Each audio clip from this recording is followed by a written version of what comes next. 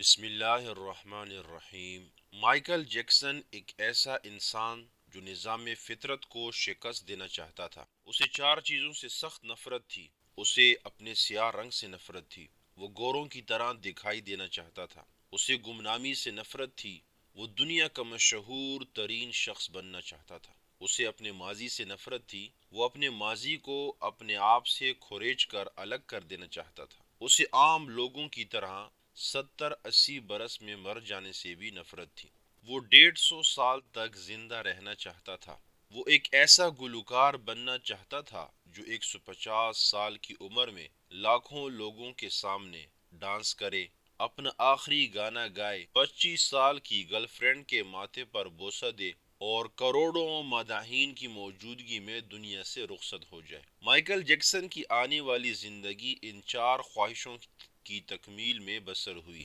اس نے 1982 میں اپنا دوسرا البم تھرلر لانچ کیا۔ یہ دنیا میں سب سے زیادہ بکنے والا البم تھا۔ ایک ماہ میں اس کی 6.5 کروڑ کاپیاں فروخت ہوئیں اور یہ gains book of world record کا حصہ بن گیا تھا۔ مائیکل جیکسن اب دنیا کا مشہور ترین گلوکار تھا۔ اس نے گمنامی کو شکست دے دی تھی۔ مائیکل نے اس کے بعد اپنی سیاہ جلد کو شکست دینے کا فیصلہ کیا اور پلاسٹک سرجری شروع کر دی۔ امریکہ اور یورپ کے 55 چوٹی کے پلاسٹک سرجنز کی خدمات حاصل کیں، یہاں تک کہ 1987 تک مائیکل جیکسن کی ساری شکل و صورت، جلد، نقوش اور حرکات و سکنات بدل گئیں۔ سیاہ فام مائیکل جیکسن کی جگہ گورا چٹا اور نسوائی نقوش کا مالک ایک خوبصورت مائیکل جیکسن دنیا کے سامنے آ گیا۔ یوں اس نے اپنی سیاہ رنگت کو بھی شکست دے دی۔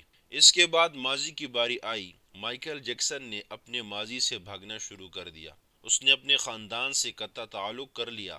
اس نے اپنے ایڈریسز تبدیل کر لیے۔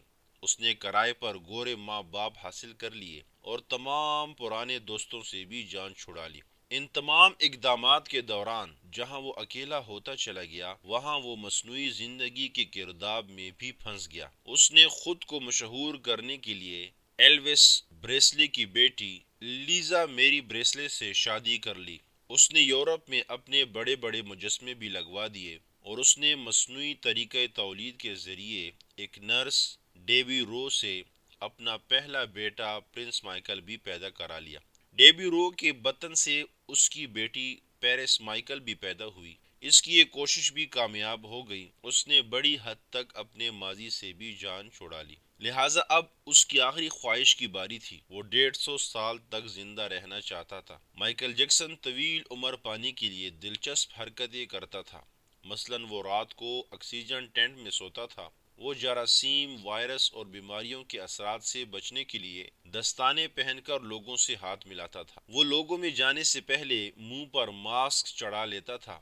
وہ مخصوص خوراک کھاتا تھا اور اس نے مستقل طور پر 12 ڈاکٹر ملازم رکھے ہوئے تھے۔ یہ ڈاکٹر روزانہ اس کے جسم کے ایک ایک حصے کا معائنہ کرتے تھے۔ اس کی خوراک کا روزانہ لیبارٹری ٹیسٹ بھی ہوتا تھا اور اس کا سٹاف اسے روزانہ ورزش بھی کراتا تھا۔ اس نے اپنے لیے فالتو پھیپھڑوں، گردوں، آنکھوں، دل اور جگر کا بندوبست بھی کر رکھا تھا۔ یہ وہ ڈونر تھے جن کے تمام اخراجات مائیکل اٹھا رہا تھا اور ان ڈونرز نے بوقت ضرورت اپنے اعضاء اسے عطیہ کر دینا تھے۔ چنانچہ اسے یقین تھا کہ وہ 150 سال تک ضرور زندہ رہے گا۔ لیکن پھر 25 جون کی رات آئی۔ اسے سانس لینے میں دشواری پیش آئی۔ اس کے ڈاکٹرز نے ملک بھر کے سینئر ڈاکٹرز کو اس کی رہائش گاہ پر جمع کر لیا۔ یہ ڈاکٹرز اسے موت سے بچانے کے لیے کوشش کرتے رہے لیکن ناکام ہوئے تو ہسپتال لے گئے۔ وہ شخص جس نے 150 سال کی منصوبہ بندی کر رکھی تھی، جو ننگے پاؤں زمین پر نہیں چلتا تھا، جو کسی سے ہاتھ ملانے سے پہلے دستانے چڑھا لیتا تھا، جس کے گھر میں روزانہ جراثیم کش ادویات چھڑکی جاتی تھیں اور جس نے 25 برس تک کوئی ایسی چیز نہیں کھائی تھی جس سے ڈاکٹروں نے اسے منع کیا ہو، وہ شخص صرف 50 سال کی عمر میں اور صرف 30 منٹ میں انتقال کر گیا۔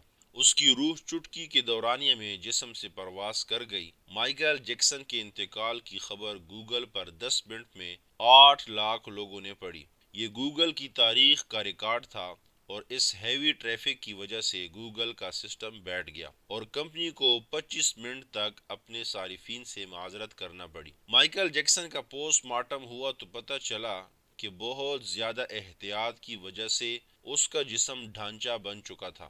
وہ سر سے گنجا ہو چکا تھا، اس کی پسلیاں ٹوٹی ہوئی تھیں، اس کے کولہے، کندھے، پسلیوں اور ٹانگوں پر سوئیوں کے بے تحاشا نشان تھے۔ وہ پلاسٹک سرجری کی وجہ سے پین کلرز کا محتاج ہو چکا تھا، چنانچہ وہ روزانہ درجنوں انجیکشنز لگواتا تھا، لیکن یہ انجیکشنز، یہ احتیاط اور یہ ڈاکٹرز بھی اسے موت سے نہیں بچا سکے، اور وہ ایک دن چپ چاپ اس جہاں سے چلا گیا اور یوں اس کی آخری خواہش پوری نہ ہو سکی۔ مائیکل جیکسن کی موت ایک اعلان ہے، انسان پوری دنیا کو فتح کر سکتا ہے لیکن وہ اپنے مقدر کو شکست نہیں دے سکتا۔ وہ موت اور اس موت کو لکھنے والے کا مقابلہ نہیں کر سکتا، چنانچہ کوئی راک سٹار ہو یا فرعون، وہ 2 ٹن مٹی کے بوجھ سے نہیں بچ سکتا، وہ موت کو شکست نہیں دے سکتا۔ لیکن حیرت ہے کہ ہم مائیکل جیکسن کے انجام کے بعد بھی خود کو فولاد کا انسان سمجھ رہے ہیں۔ ہمارا خیال ہے کہ ہم موت کو دھوکہ دے دیں گے، ہم 150 سال تک ضرور زندہ رہیں گے۔